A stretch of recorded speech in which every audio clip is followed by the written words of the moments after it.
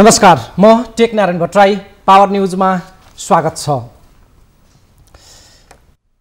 संसद विघटनपछि प्रधानमन्त्री केपी शर्मा ओलीले आज गरेको सम्बोधनको अन्तिम लाइन बडा विचारणीय छ।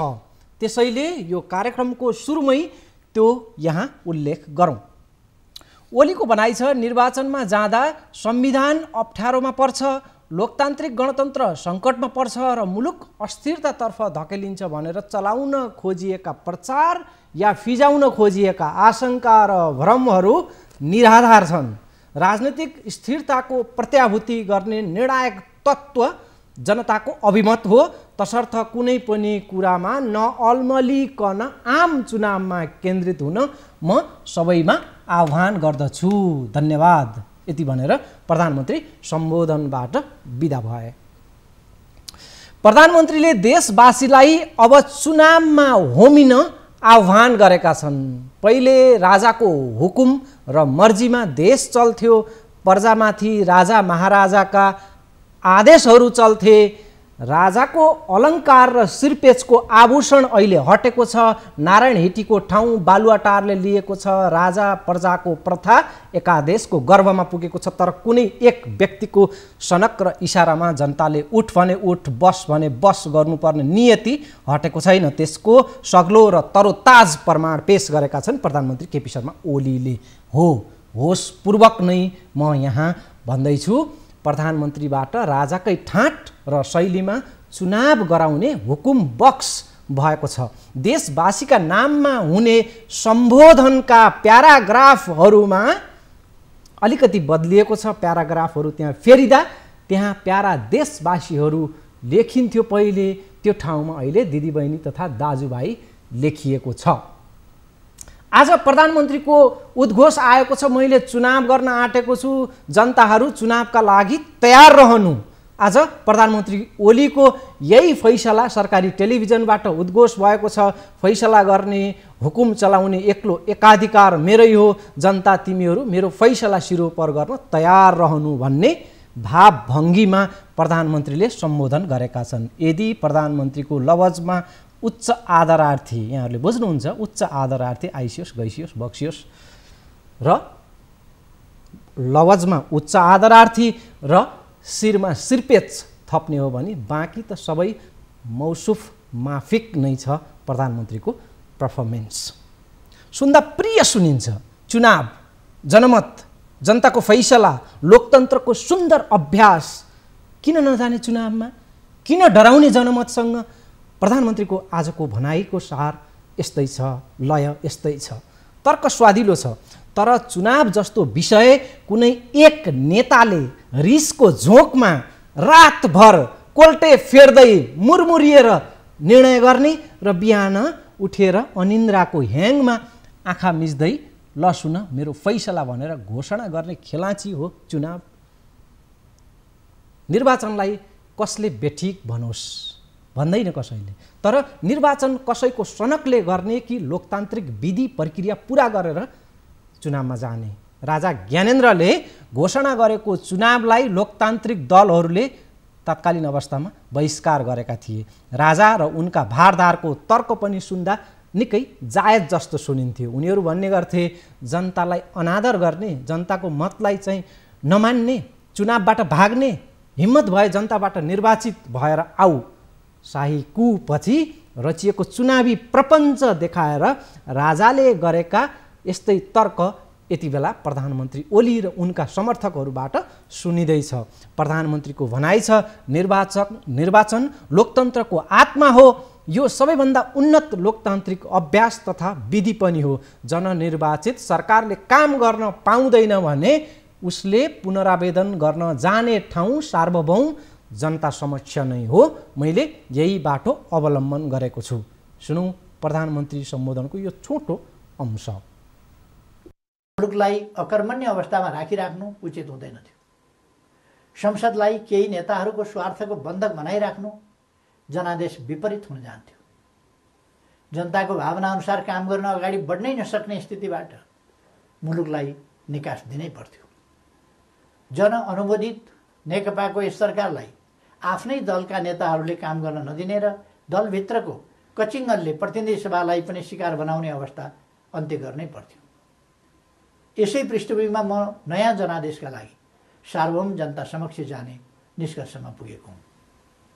म अझै पनि विगतका सबै तिता पीडाहरूलाई बिर्सेर एकताबद्ध भई निर्वाचनमा सहभागी हुन कमरेडहरूलाई आग्रह गर्न चाहन्छु।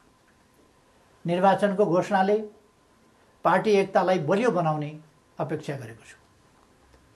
पार्टी पहिलो शक्ति बन्नुमा, पार्टी एकता हुनुमा र पार्टीले विशाल जनसमर्थन प्राप्त गर्नुमा केपी ओलीको कुनै योगदान छैन, हामी पो निर्णायक हौँ भन्ने कमरेडहरूलाई पनि लोकप्रियता र क्षमताको मापन गर्ने यसले अवसर दिनेछ। प्रधानमन्त्री बन्न व्यग्र प्रतीक्षामा वा प्रयासमा रहनुभएका नेताहरूलाई पनि ताजा जनादेशले विकल्प दिनेछ। प्रतिपक्ष दललाई पनि आफ्ना एजेन्डा जनताबीच लैजान अवसर प्रदान गर्नेछ। निर्वाचन लोकतन्त्रको आत्मा हो। यो सबैभन्दा उन्नत लोकतान्त्रिक अभ्यास तथा विधि पनि हो। राज्य सञ्चालनको अन्तिम निर्णयकर्ता जनता हुन्। जनताको यो सार्वभौम सत्ता, राजकीय सत्ता र निर्णय निर्वाचन मार्फत व्यक्त हुन्छ। जनताको अभिमत व्यक्त हुने निर्वाचनले लोकतन्त्रलाई थप सुदृढ र परिपक्व बनाउँछ। 4.5 महिनापछि नयाँ प्रतिनिधि सभा स्थापित भइहाल्ने नै छ। 21औं शताब्दीको नेतृत्व गर्न तयार भएर बसेको हाम्रो युवा पुस्ता लोकतन्त्रप्रति प्रतिबद्ध छ। प्रधानमन्त्री बन्न व्यग्र प्रतीक्षामा वा प्रयासमा रहनुभएका नेताहरूलाई पनि ताजा जनादेशले विकल्प दिनेछ। प्रतिपक्ष दललाई पनि आफ्ना एजेन्डा जनताबीच लैजान अवसर प्रदान गर्नेछ। त्यसै पनि जस्केलाबाट सरकारमा छिर्ने र जनमतको उपहास गर्ने अलोकतान्त्रिक चरित्रप्रति मैले सधैँ विमति राख्दै आएको छु। राजनीतिक स्थिरताको प्रत्याभूति गर्ने निर्णायक तत्त्व जनताको अभिमत हो। तसर्थ कुनै पनि कुरामा नअल्मलिकन आम निर्वाचनको तयारीमा केन्द्रित हुन म सबैमा हार्दिक आह्वान गर्दछु।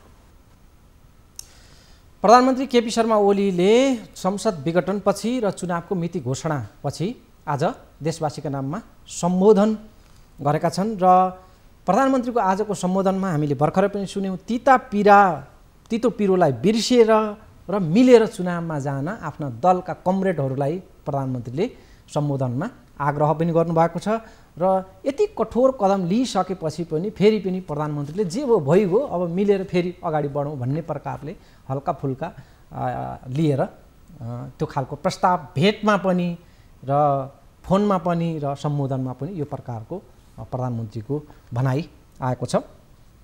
दर्शकवृन्द, यो परिस्थितिका एक्ला भागीदार जे अहिले परिस्थिति बनेको छ, यसका एक्ला भागीदार प्रधानमन्त्री केपी शर्मा ओली मात्रै होइनन्। प्रचण्ड, माधव कुमार नेपाल हुँदै प्रमुख प्रतिपक्षीको भूमिका समेतलाई धिक्कार्नुपर्ने र कठघारामा उभ्याउनु पर्ने आधारहरू प्रशस्तै छन्।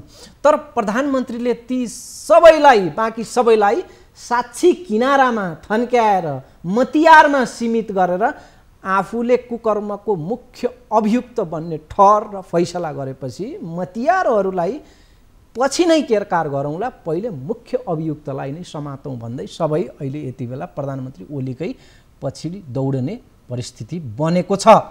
ओली आफैले कुकर्मको त्यो उच्च सुलीमा आफूलाई चढाएका छन् र ध्यान आफैमाथि खिचेका छन्।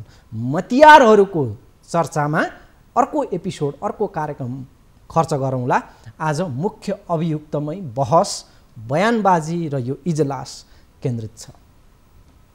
चुनाव घोषणा गरेका प्रधानमन्त्रीको संसद विघटन पछिको हैसियत र मनोदशालाई बुझ्न यहाँ जरुरी छ। राजाले रचेको चुनावी प्रपञ्च जस्तै प्रधानमन्त्रीले पनि आफ्नो सत्ता लम्ब्याउने चाहना पुरा गर्न ल्याएको बहाना मात्रै हो चुनाव भन्ने मत व्यापक अहिले आइरहेको छ। त्यसमाथि संसद विघटन गर्ने र चुनाव घोषणा गर्ने प्रधानमन्त्रीको कदम नै असंवैधानिक छ भने चुनावमा जाने वा नजाने, चुनाव गर्ने कि नगर्ने नियत वा त्यो नियत हो वा होइन प्रधानमन्त्रीको भन्ने बहसमै फस्न यति बेला नहुने मत कानुनविद र राजनीतिज्ञहरूको छ। त्यसमाथि प्रधानमन्त्री ओलीको अहिलेको व्यावहारिक हैसियतको पनि हेक्का राख्नुपर्ने मत कानुनकर्मीहरूको छ।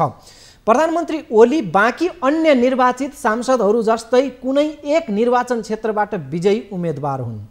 उनीसँग झापाको एउटा निर्वाचन क्षेत्रका मतदाताको अमूल्य मत छ, त्यो मत कदरयोग्य छ। उनी बाँकी सांसदहरूभन्दा विशेष तब मात्रै भएका थिए जब उनलाई उनको पार्टीले प्रधानमन्त्री बनाउने निर्णय गर्यो। उनी पार्टीका आफू जस्तै विजयी भएर आएका अरू सांसदहरूको समेत बहुमत सङ्ख्याबाट साथ र अवसर पाएर प्रधानमन्त्री भएका हुन्। सिम्पल गणित। उनी अमेरिकाको राष्ट्रपति जस्तो प्रत्यक्ष निर्वाचित होइनन्। नेपालमा त्यो व्यवस्था छैन प्रत्यक्ष निर्वाचित कार्यकारी हुने। त्यसैले जब पार्टीको समर्थन र सांसदको सङ्ख्या उनले गुमाउँछन् भने त्यसको सँगसँगै उनले प्रधानमन्त्री रहने आधार र नैतिकता पनि गुमाउँछन्। तर प्रधानमन्त्रीले त्यो आधार गुमाइसकेका भने थिएनन्। अहिलेको परिस्थितिमा पार्टी विवाद उत्कर्षमा थियो। उनी विरुद्ध अविश्वासको प्रस्ताव दर्ता हुने आन्तरिक तयारीहरू पनि चलिरहेका थिए। अविश्वासको प्रस्ताव नै दर्ता भएको भए पनि उनले आफूलाई या त योग्य साबित गर्नुपर्थ्यो या त निर्णय जे हुन्छ त्यसलाई स्वीकार गर्नुपर्थ्यो। त्योभन्दा अगाडि नै पार्टीमै छलफलबाट बरु एक पद नै गुमाएरै भए पनि कम क्षति हुने उपाय प्रधानमन्त्रीले रोज्न सक्ने अरू थुप्रै विकल्पहरू थिए। तर उनले आफ्नो एक इन्च पनि अहङ्कार डग्न नदिने, बरु देश भड्खालोमा हाल्ने अवैधानिक असंवैधानिक बाटो रोजेका छन्। पार्टीले निर्णय नगर्दै र सांसद सङ्ख्याले अयोग्य ठहर नहुँदै प्रधानमन्त्री स्वयंले आफ्नो अयोग्यता पुष्टि गरेका छन् र संसद विघटन र चुनावको घोषणा गरेर आफ्नो सरकारको आयु लम्ब्याउने र आफ्ना निरङ्कुश अभिलाषाहरू पुरा गर्ने दिशामा प्रधानमन्त्री अघि बढेका छन्। आज प्रधानमन्त्रीले भनेका छन् अबको 4.5 महिनामा अर्को प्रतिनिधि सभा पुनर्स्थापित हुन्छ, अर्थात् यो मध्यावधि चुनाव हुन्छ जुन तोकिएको मितिमा र 4.5 महिनापछि अर्को संसद बनिसक्छ अनि नयाँ सरकार पनि बन्छ। आज प्रधानमन्त्रीको सम्बोधनमा यो कुरा छ। प्रधानमन्त्रीज्यू त्यो पछि बन्ने प्रधानमन्त्रीले 4.5 महिनापछि जुन संसद बन्छ त्यो संसदले प्रधानमन्त्री चयन गर्छ र त्यसपछि बन्ने प्रधानमन्त्रीले पनि तपाईले जस्तै आफू अनुकूल भएन भन्दै फेरि अर्को चुनावको घोषणा गरिदियो भने गर्ने के? खेल चल्दैछ। आफूले जितुन्जेल नतिजा मान्ने, आफू हार्ने स्थिति देखेपछि बल फुटाइदिने, जाली च्यातिदिने, पोल नै उखेलिदिने र विपक्षीलाई अङ्गभङ्ग पारिदिने प्रकारको यो झेली खेल रचेर त्यही मुखले जनमत चुनाव र लोकतन्त्रको लक्ष्यदार भाषण गरेको जनताले ठम्म्याउन सकिरहेका छैनन्। यो पारा त उही भरतपुरको मेयर चुनावमा मतपत्र च्यातेरै भए पनि जित्नै पर्ने धाँधलीको विराट स्वरूप अहिले यति बेला देखियो। चर्चाको धागो तन्काउँदै गरौँला। पहिले सुनौँ प्रधानमन्त्रीको आजको सम्बोधन निकै अर्थपूर्ण छ, त्यसबाट पनि हामीले सम्पादन गरेर खास अंशहरू यहाँ प्रस्तुत गरेका छौँ। प्रधानमन्त्रीको यो आजको सम्बोधनको खास अंशलाई सुनौँ, त्यसपछि चर्चा समीक्षा र टिप्पणी अरू बाँकी नै छ। निर्धारित समयभन्दा 1.5 वर्ष अगावै ताजा जनादेशका निम्ति जनता समक्ष जानुपर्ने अवस्था सिर्जना होला भन्ने अनुमान हामी कसैलाई पनि थिएन। जनता समक्ष प्रस्तुत हुने निष्कर्ष अनुरूप हिजो 2077 साल पुष 5 गते प्रतिनिधि सभाको विघटन गरेर आगामी 78 साल वैशाखमा नयाँ निर्वाचन गर्ने निर्णय गरिएको बेहोरा म निवेदन गर्न चाहन्छु। सतहमा हेर्दा हिजो विकसित घटनाक्रम अप्रत्याशित र आकस्मिक जस्तो देखिए तापनि यो परिस्थिति लामो समयदेखि राष्ट्रिय राजनीति र मूलतः सत्तारूढ नेपाल कम्युनिस्ट पार्टीका केही नेताहरूका असङ्गत विकृत र जनअपेक्षा विपरीतका गतिविधिहरूद्वारा सिर्जना भएको हो। सुरुमा सरकार गठनमा विलम्ब गराउने र जनादेश विपरीत अन्त्यहीन बार्गेनिङ र दबावमा राष्ट्रिय राजनीतिलाई अल्झाउने त्यति बेलाका गतिविधिहरू तपाईँहरूको सम्झनामा ताजै छन् भन्ने ठान्दछु। सरकार गठनको 1 वर्ष नपुग्दै कुनै नेताले मुलुक बाहिर गएर अस्थिरताको सन्देश छर्नुभयो भने कुनै नेताले प्रधानमन्त्री मुलुकमा नभएको मौका पारेर देश डुब्न लाग्यो भन्दै बचाउनका लागि माझी गुहार्न थाल्नुभयो। कतिपय साथीहरूका आँखा निरन्तर पद, प्रतिष्ठा र पद सोपानमा मात्रै केन्द्रित भए। समस्या समाधानका लागि दुई अध्यक्षहरूका बीचमा कार्यविभाजन गरेर एकजना सरकार र अर्कोले पार्टी सञ्चालनमा केन्द्रित हुने निर्णय भएपछि समस्या समाधान हुने अपेक्षा गरिएको थियो। मैले सोही अनुरूप आफूलाई पूर्ण रूपमा सरकारमा केन्द्रित गरेँ।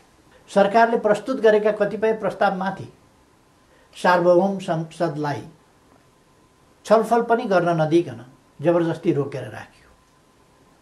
विगत केही महिना यता सरकार कस्तो कठिनाइ बीच काम गर्न बाध्य भयो र कस्तो घेराबन्दीको शिकार भयो भन्ने बारेमा यहाँहरू अनभिज्ञ हुनुहुन्न भन्ने म ठान्दछु। मुलुकको जटिल अवस्थामा नियमित महाधिवेशन हुन नसक्ने हो भने पनि विशेष महाधिवेशन गरेर अध्यक्ष पद हस्तान्तरण गर्न इच्छा गरे र योजना पनि प्रस्तुत गरे। तर महाधिवेशनका लागि साथीहरूले 4 महिना पनि कुर्न सक्नु भएन। उल्टै मेरो राजनीतिक चरित्र हत्या गर्ने गरी अत्यन्त लाञ्छित र अपमानित गर्दै आरोप पत्र पेश गर्नुभयो। त्यसलाई पार्टीको लोगो र कार्यालयको दुरुपयोग गर्दै राष्ट्रव्यापी रूपमा वितरण गर्नुभयो र वस्तुतः पार्टी विभाजनको अप्रत्यक्ष घोषणा गर्नुभयो। अर्कातिर भित्रभित्रै प्रधानमन्त्री विरुद्ध अविश्वास प्रस्तावको तयारीलाई अगाडि बढाउनुभयो। पार्टी अध्यक्ष एवं संसदीय दलका नेतालाई थाहै नदिई संसद अधिवेशन बोलाउन हस्ताक्षर सङ्कलन गरेर साथीहरूले संविधान विपरीत पार्टी प्रणाली र पद्धतिमाथि यसअघि नै गम्भीर आघात पुर्याउनुभयो। यसपछि नै पार्टीभित्रको अवस्था निकै गम्भीर र सङ्कटपूर्ण बन्न पुगेको। अस्ति पुस 4 गते मात्रै पनि मैले पुष्पकमल दाहालजीको निवासमै गएर उक्त विग्रहकारी आरोप पत्र फिर्ता लिन, पार्टीमा सहज र स्वस्थ वातावरण सिर्जना गर्न र विशेष महाधिवेशन आयोजना गरेर नेतृत्व हस्तान्तरणका लागि पटक पटक आग्रह गरे।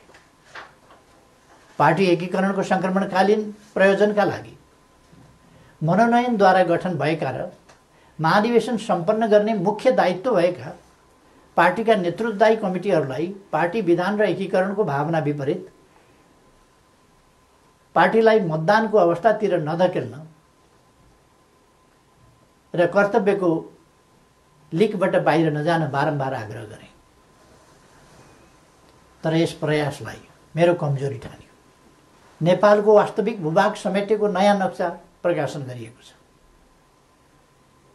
तदनुरूप सर्वसम्मतिका आधारमा संविधान संशोधन गरिएको छ। समस्या समाधानका लागि मित्र राष्ट्र भारतसँग वार्ताको तयारी भइरहेको छ। चीनसँग पारवन यातायात प्रोटोकलमा हस्ताक्षर भएको छ।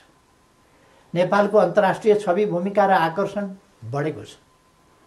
यसलाई सुदृढ गर्न सबैले सहयोग गर्नुपर्ने बेलामा सरकारलाई असहयोग र असफल पार्न भइरहेका यी गतिविधिका पछाडि गम्भीर षड्यन्त्र लुकेको स्पष्ट छैन र? यी घटनाक्रम हेर्दा म आजभन्दा 4 वर्ष अगाडिका परिदृश्यहरूलाई सम्झिरहेको छु। नाकाबन्दीको साहसका साथ सामना गर्दै त्यसलाई अन्त्य गरे बापत नेपालको पारवन सुविधा विस्तार गरेर फेरि कहिल्यै नाकाबन्दी नहुने कुराको सुनिश्चित गरे बापत त्यति बेलाको सरकारलाई यसै गरी षड्यन्त्रपूर्ण ढङ्गले अपदस्थ गरिएको थियो। परिस्थिति र समय सन्दर्भ फरक भए पनि पात्रहरू उनै हुनुहुन्थ्यो। कि यसले हाम्रा कतिपय नेताहरू नेपाललाई अनन्त अस्थिरतामा फसाउने योजनामा सहभागी भएको स्पष्ट रूपमै देखिनुहुन्न र? सधैँभरि सत्ता, सधैँभरि सरकार, सधैँभरि पदीय भागभण्डाको चक्रव्यूहमा राजनीतिलाई बन्दी बनाउने काम भयो। लोकतन्त्रमा सत्तापक्षले जनताको आदेशअनुसार काम गर्छ, प्रतिपक्षले नियन्त्रण र सन्तुलनको भूमिका खेल्छ। तर हामी कहाँ सत्तापक्षका कतिपय साथीहरू नै प्रतिपक्षभन्दा बढी आक्रामक, असहयोगी र षड्यन्त्रपूर्ण गतिविधिमा संलग्न हुने विडम्बनापूर्ण अवस्था सिर्जना भयो।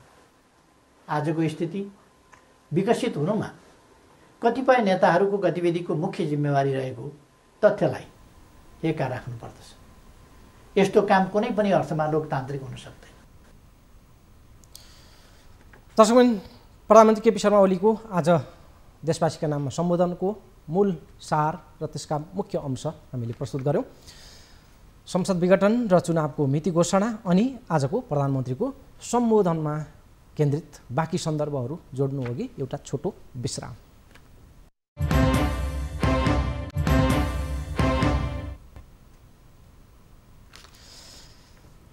विश्रामपछि स्वागत छ।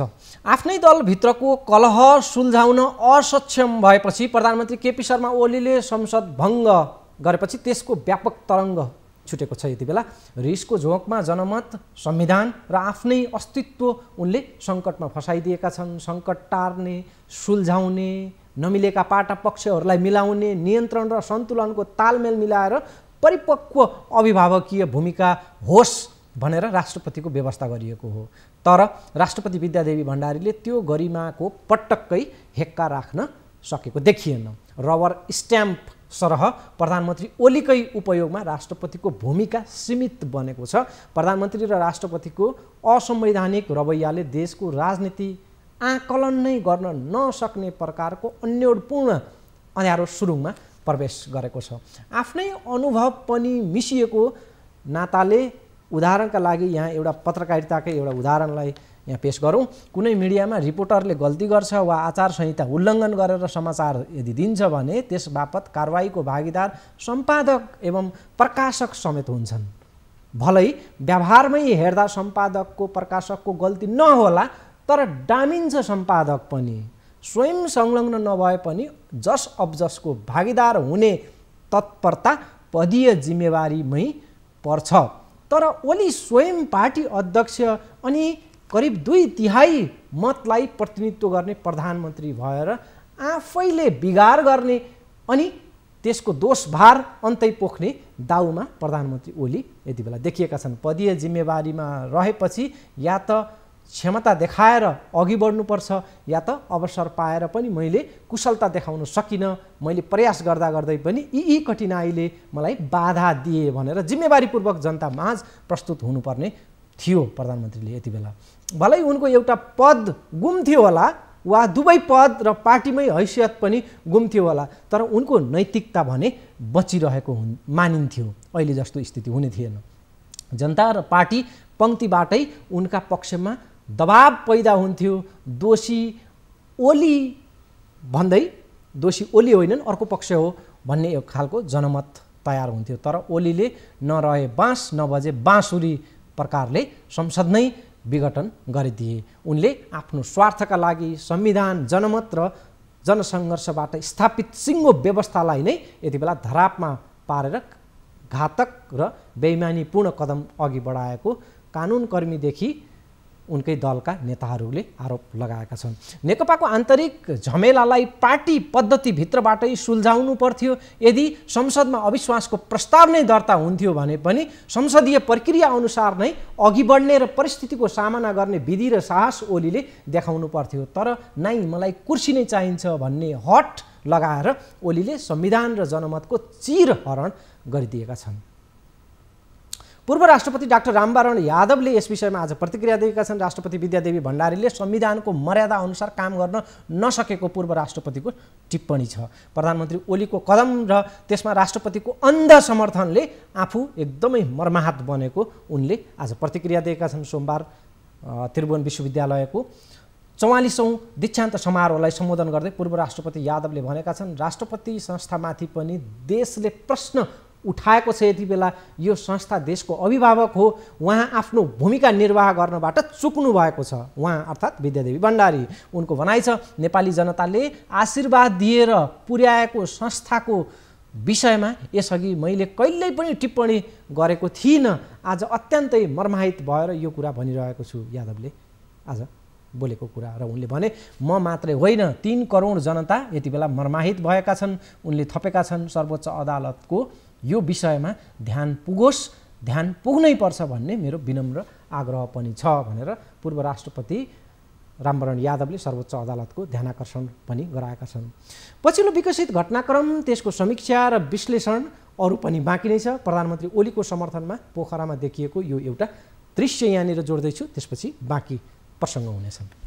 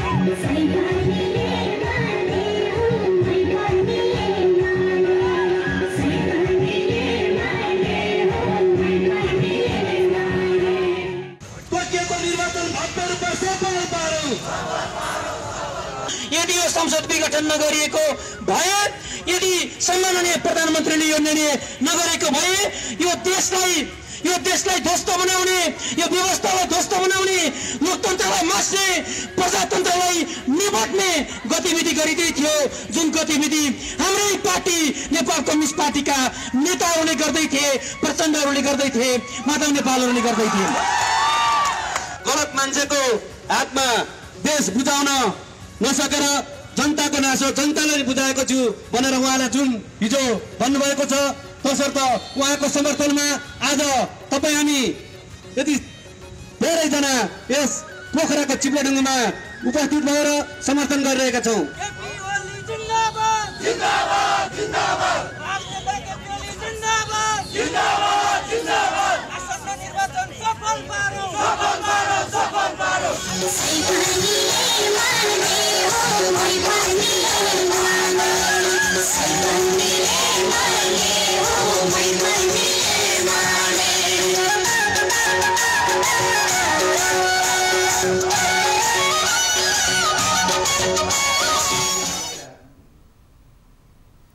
पोखरामा प्रधानमन्त्री केपी शर्मा ओलीको कदमको समर्थनमा देखिएको यो दृश्य, मै पनि एमाले, सही पनि एमाले र सूर्य चिन्हमा मतदान गरौँ, चुनावी माहौल, चुनावी रौनक, एक झलक हामीले यो दृश्य देख्यौँ। र अब एमाले पार्टी पुनः जीवित हुने र त्यो पार्टीलाई अँगालेर प्रधानमन्त्री र उहाँको टिम अगाडि बढ्ने जस्तो परिदृश्यहरू देखिएको छ।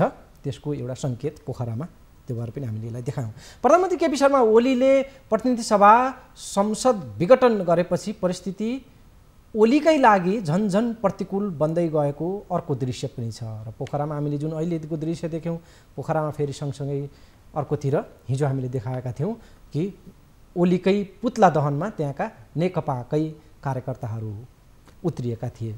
संसद नै विघटन गरेपछि ओली अहिले झन् एक्लिएका, चौतर्फी रूपमा एक्लिएका परिदृश्य देखिएको छ। संविधान निर्माणमा योगदान गरेका कानुनविदहरू, संविधानविदहरू, कानुनकर्मीहरूदेखि सिङ्गो नागरिक समाज, बौद्धिक क्षेत्र एवं सामाजिक सञ्जालको प्रतिक्रियालाई यदि हेर्ने हो भने ओलीको कदमको व्यापक विरोध भएको देखिन्छ। प्रमुख प्रतिपक्षी नेपाली काङ्ग्रेस सहितका विपक्षी दल संयुक्त प्रदर्शनदेखि आफ्नै चरणबद्ध विरोधका कार्यक्रमहरूमा जुटिरहेका छन्। नेकपाकै नेता कार्यकर्ताहरू सडक, सामाजिक सञ्जाल, सञ्चार माध्यममा ओलीका कदमका विरुद्ध धावा बोलिरहेका छन्। यति बेला ओलीको समर्थनमा पनि प्रदर्शनहरू त भएका छन्। यदाकदा हामीले पोखराको दृश्य पनि हेऱ्यौँ। सर्वोच्च अदालतको निर्णयमा समेत प्रभाव पार्ने गरी पहल र दबाव बढाउन पक्ष विपक्ष दुवैतर्फबाट यति बेला रस्साकसी सुरु भएको छ। थामी नसक्नुको दबाव अब सर्वोच्च अदालतले यति बेला झेल्नुपर्ने स्थिति आएको छ। अदालतको फैसला कस्तो आउला अबको ध्यान त्यसमै केन्द्रित छ। अदालतले प्रधानमन्त्रीकै निर्णयलाई सदर गर्यो भने चुनावको माहौल सुरु हुने सम्भावना त्यसले बढाउनेछ। प्रमुख प्रतिपक्षी दल नेपाली काङ्ग्रेसले यति बेला नेकपाको सरकारबाट वाक्क दिक्क भएका जनताले आफूहरूलाई रोज्न सक्ने आकलन गरेर चुनावमा जाने मन बनाउन सक्ने सम्भावना पनि देखिएको छ। काङ्ग्रेसले यही हो मौका भन्न पनि सक्ने भनेर त्यस्ता खालका टिप्पणीहरू आइरहेका छन्। तर स्वयं प्रधानमन्त्री चुनाव गराउन साँच्चीकै चाहन्छन् त? चुनावलाई देखाएर आफ्नो सत्ता लम्ब्याउने दाउमा प्रधानमन्त्रीले तानाबाना बुनिरहेको बुझाइ पनि छ, उत्तिकै दमदार, उत्तिकै बलियो त्यस्तो खालको मत पनि छ। जे होस्, संसद विघटनको निर्णयपछि प्रधानमन्त्री ओलीलाई साथ दिँदै आएका उनी निकटकै मन्त्रीले समेत अहिले साथ छाड्दै गएको दृश्य देखिँदैछ। उनी निकटकै थुप्रै नेताले अब त अति भयो, काँध थाप्न सकिन्न भन्दै या त मौनता साँधेर यति बेला बसेका छन् या त प्रधानमन्त्रीको साथ छाड्ने अब मन बनाएका छन्। गृहमन्त्री रामबहादुर थापा बादल एउटा प्रतिनिधि हुन्। उनले समेत संसद विघटनको निर्णयमा असहमति राख्दै प्रधानमन्त्रीबाट अलग भएको एउटा रुझान, त्यो सङ्केत उनले देखाएका छन्। उनी आज सोमबार भएको ओली पक्षको बालुवाटार भेलामा, त्यहाँ स्थायी कमिटीका सदस्यहरूको भेलामा सामेल भएनन् रामबहादुर थापा बादल गृहमन्त्री। प्रधानमन्त्रीको यो कदमलाई अहिले पनि साथ दिएर उभिएकै प्रभावशाली मन्त्रीहरूले समेत व्यक्तिगत धारणा अहिले नदिने, आफू अहिले यसमा मुखर भएर बोल्न चाहेका छैनन्। तर प्रधानमन्त्रीको निर्णयलाई पद्धति र परिस्थितिका कारणले, बाध्यताले स्वीकार गर्नुपर्ने खालको प्रतिक्रियाहरू उनीहरूको आएको छ। यसको अर्थ हुन्छ अहिले साथमा रहेका भनिएका मन्त्रीहरूकै समेत दृढ साथ प्रधानमन्त्रीका लागि उपलब्ध छैन। मन्त्री प्रदीप गेवालीले मन्त्री परिषद बैठकमा, जुन बैठकमा यो संसद विघटनको प्रस्ताव उप प्रधानमन्त्रीले त्यो प्रस्ताव ल्याएका थिए, त्यहाँ आफ्नो फरक मत राखेका थिए। विघटनतिर नजाने खालको मत प्रदीप गेवालीको आएको भनेर समाचारहरू आएका थिए। प्रारम्भिक प्रतिक्रियामा अहिले आफ्नो व्यक्तिगत मतको यति बेला कुनै माने नहुने भएकोले व्यक्तिगत धारणा नसोधिनका लागि मन्त्री गेवालीले संवाददाताहरूसँग आग्रह गर्ने गरेका आइरहेको छ यस्तो कुराहरू। ओलीको समर्थनका स्वर झन्झन पातलो हुँदै गएका छन्। उनको मन्त्रीमण्डलका मन्त्रीहरूले सामूहिक राजीनामा दिएका छन्। हिजै पार्टीमा पनि ओली पक्षमा रहेकाहरूले संसद विघटनको निर्णयमा सहमत हुन नसकिने भन्दै ओलीको साथ छाड्ने क्रम बढेको छ। हिजोसम्म ओलीलाई साथ दिएका उनका पक्षकै नेताहरू पनि बिस्तारै अब यो संसद विघटनसम्मको निर्णय भइसकेपछि अब चाहिँ सोच्नुपर्ने भन्ने विचारमा पुगेका छन्। यहाँनिर आज बिहान पूर्व प्रधानमन्त्री जनता समाजवादी पार्टीका अध्यक्ष बाबुराम भट्टराईसँग मैले संवाद गरेको थिएँ। त्यो संवादको केही अंश, उहाँको के प्रतिक्रिया छ यो पछिल्लो घटनाक्रमका बारेमा, त्यसलाई बुझ्नका लागि केही मद्दत हुनेछ। छोटो अंश छ, बाबुराम भट्टराईलाई यहाँ म प्रस्तुत गर्दैछु। केपी ओलीको इतिहास झापा आन्दोलनको सुरुमा थोरै सकारात्मक रहे पनि 40 को दशकदेखि उनको कदम निरन्तर एउटा प्रतिगामी प्रकृतिकै छ र न त 46 सालको आन्दोलन, न 10 वर्ष जनयुद्ध, न 62-63 को आन्दोलन उनको कुनै सक्रिय सहभागिता कुनै पनि रहेन। बरु यी मुद्दाका विरुद्धमा निरन्तर उनले विरोध गरिराखे। पहिलो संविधान सभामा हारेपछि त्यसलाई तुवाउनको निम्ति पहिलो राष्ट्रपतिलाई समेत उचालेर त्यसलाई तुवाउने उनले ठुलो भूमिका खेले र संयोगले जुन मधेस आन्दोलन भइरहेको थियो त्यो मधेस आन्दोलनलाई चाहिँ उनले चाहिँ नेपाली राष्ट्रियता, भारत विरोधी नेपाली राष्ट्रियताको रूपमा उनले चाहिँ काकतालीले चाहिँ भन्छु मैले, त्यसलाई उल्टा फर्काएर आफूलाई बडो राष्ट्रवादीको रूपमा प्रस्तुत गरे। जबकि महाकाली सन्धि लगायतका घटनाक्रमहरूबाट उनको राष्ट्रवाद कति खोक्लो थियो भन्ने कुरो मान्छेलाई थाहै थियो। त्यसैले उनले यो दोस्रो संविधान सभा र पछि संविधानपछि निर्माण भएको चुनाव भएको अवस्थामा जुन बहुमत प्राप्त गरे त्यो नै नेपाली जनतालाई भ्रम छरेर ठुलो धोकाधडीको एउटा सुरुवात थियो र त्यसैको एउटा पराकाष्ठा हिजो पुस 5 गते आएर प्रतिनिधि सभा विघटनसम्ममा त्यो देखा पर्दछ। त्यसैले यो पूर्ण रूपले लोकतन्त्र विरोधी हरकत हो। केपी ओली र उनलाई साथ दिने राष्ट्रपति विद्यादेवी भण्डारीका विरुद्धमा अब पुरै जनमत चाहिँ उर्रनुपर्छ र यिनले इतिहासका कलङ्क पात्रहरूलाई विदा गर्नुपर्छ। अन्यथा आगामी दिनमा देश जनताले चाहिँ ठुलो दुःख कष्ट बेहोर्नु पर्ने स्थिति आउने म देख्छु। उनले जनमत प्राप्त गरेको भन्ने के प्रत्यक्ष निर्वाचित राष्ट्रपति प्रणालीमा जाउँ भन्दा उनी मान्दैनन्। यदि उनलाई आफ्नो जनमतप्रति त्यत्रो विश्वास छ जनसमर्थनप्रति त्यत्रो विश्वास छ भने त प्रत्यक्ष निर्वाचित कार्यकारी प्रणालीमा जान तयार हुनु पर्थ्यो नि। तर चाहिँ त्यसको सबभन्दा ठुलो विरोधी पनि उनी हुन्। त्यसै भएको हुनाले यो चाहिँ ठुलो एउटा भ्रम मात्रै हो। उनी चाहिँ वास्तवमा अत्यन्त मूर्ख प्रकारको सन्की प्रकारको शासक जुन इतिहासमा कहिलेकाहीँ आउँछन्। केही समय यता हाम्रो दुईटै छिमेकीहरूको जुन यहाँ भ्रमण भएको छ त्यसको प्रकृति हेर्दाखेरि चाहिँ म अलिक गम्भीर भएको छु। खासै दक्षिणतिरबाट पनि सुरक्षा अङ्गसँग सम्बन्धी मान्छेहरू यहाँ आए, गुप्तचर निकायका प्रमुख, सेना प्रमुख र ब्युरोक्रेसीका चाहिँ सचिव लगायतका मान्छे आए, उत्तरबाट पनि रक्षा मन्त्री आए। यसरी हेर्दाखेरि नेपालले चाहिँ राजनीतिक ढङ्गले, आर्थिक सामाजिक सांस्कृतिक ढङ्गले हेर्नुभन्दा पनि फौजी ढङ्गले र सामरिक ढङ्गले मात्रै दुईटै छिमेकीले हेर्न थालेको, अन्तर्राष्ट्रिय जगतले हेर्न थालेको हो कि त्यसले आगामी दिनमा यदि हामीले बुद्धि पुर्याएनौँ भने नेपाल चाहिँ ठुलो सामरिक द्वन्द्वको केन्द्र बन्छ कि भन्ने चिन्ता चाहिँ बढेको छ। त्यसै भएको हुनाले पनि हामीले यसले चाहिँ राजनीतिक शक्तिहरूले नै पहल लिएर हाम्रो सम्बन्ध चाहिँ छिमेकीहरूसँग पनि राजनीतिक र कूटनीतिक ढङ्गले राख्नुपर्छ। दर्शकवृन्द, आज हामी विघटित संसद विघटन गर्ने प्रधानमन्त्रीको निर्णय, त्यसपछि घोषणा भएको चुनावको मिति र अहिले यो घोषणासँगै संसद विघटनसँगै सुरु भएका क्रिया प्रतिक्रियाहरूमा खास गरी केन्द्रित रह्यौँ र आज हामीले प्रधानमन्त्रीलाई केन्द्रमा राखेर अघि मैले उल्लेख गरिसकेँ यसका मतियारहरू प्रचण्ड, माधव कुमार नेपाल, विपक्षी दल समेत पनि यो परिस्थिति पैदा गर्नका लागि कारक छन्, तर ती अहिले मतियारमा खुम्चिएका छन् र हामी आजको इजलासलाई यो बहसलाई यो समीक्षालाई मुख्य अभियुक्तमा अर्थात् प्रधानमन्त्री केपी शर्मा ओली मुख्य पात्र बनेको कारणले त्यसमा नै हामीले केन्द्रित गऱ्यौँ। संसद विघटन पछिका प्रारम्भिक प्रतिक्रियाहरू जे अहिले देखिएका छन्, ओली र राष्ट्रपति विद्यादेवी भण्डारी दुवैले पार्टीभित्रैबाट, कानुनी क्षेत्रबाट, विपक्षी दलहरूबाट, सञ्चार क्षेत्रबाट, सडकबाट, संसदबाट, सामाजिक सञ्जालबाट र हिजोसम्म पनि साथ दिइरहेका आफ्नै निकटस्थहरूबाट समेत साथ गुमाउँदै गएको स्थिति देखिँदैछ। यो पछिल्लो उहाँहरूको कदमले गर्दा प्रधानमन्त्री ओली र राष्ट्रपतिका प्रति अहिले व्यापक आलोचना बढिरहेको छ। आगामी दिनहरूको समीक्षा, आगामी दिनहरूको राजनीतिक घटनाक्रमलाई पछ्याएर प्रस्तुत हुने कार्यक्रममा फेरि अब हामीले भोलिका कार्यक्रमहरू, भोलिका गतिविधिहरूलाई पनि यहाँहरू समस्या प्रस्तुत गरिनेछौँ। आजका लागि चाहिँ निर्धारित समय सकिएको छ। पावर न्युजबाट बिदा चाहन्छु। अर्को श्रृङ्खलामा भेटौँला। नमस्कार।